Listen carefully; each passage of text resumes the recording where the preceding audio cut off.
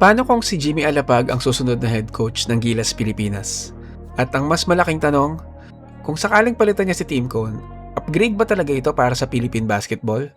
Sa unang tingin, baka sabihin ng iba, NBA experience pa lang, upgrade na agad.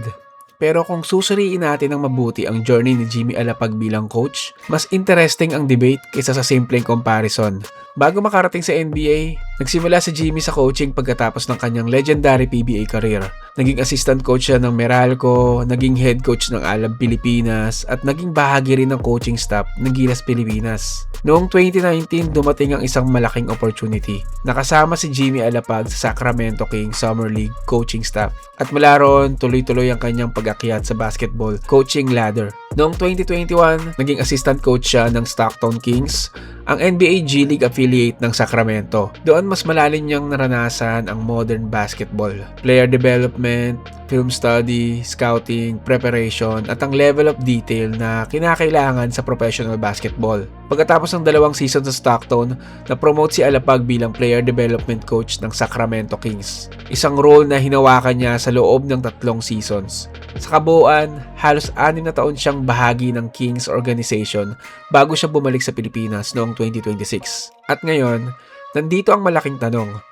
Kung si Jimmy Alapag ang ipapalit kay Tim Cone sa Gilas, upgrade ba ito? Well, kung NBA experience sa pag-uusapan, mas malaking advantage si Jimmy. May exposure siya sa modern player development, advanced scouting, video analysis, spacing at preparation.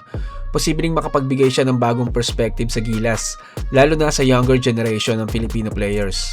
At bilang dating point guard at Gilas captain, alam din niya ang pressure ng international basketball.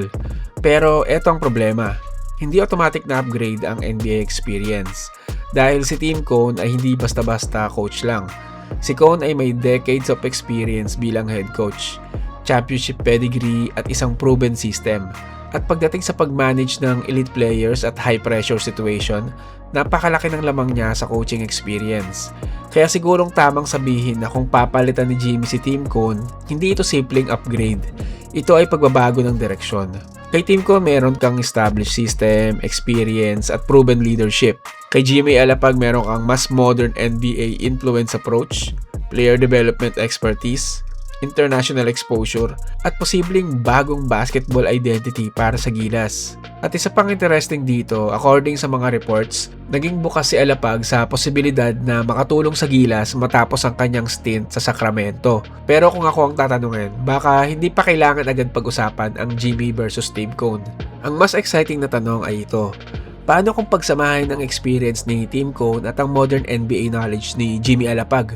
Dahil baka ang pinakamalaking upgrade para sa Gilas ay hindi basta ang pagpalit ng coach, kundi ang pagdagdag ng isang basketball mind tulad ni Jimmy Alapag sa isang national team program. Pero ikaw, anong tingin mo? Kung dumating ang araw na kailangan ng Gilas ng bagong head coach, handa na ba si Jimmy Alapag?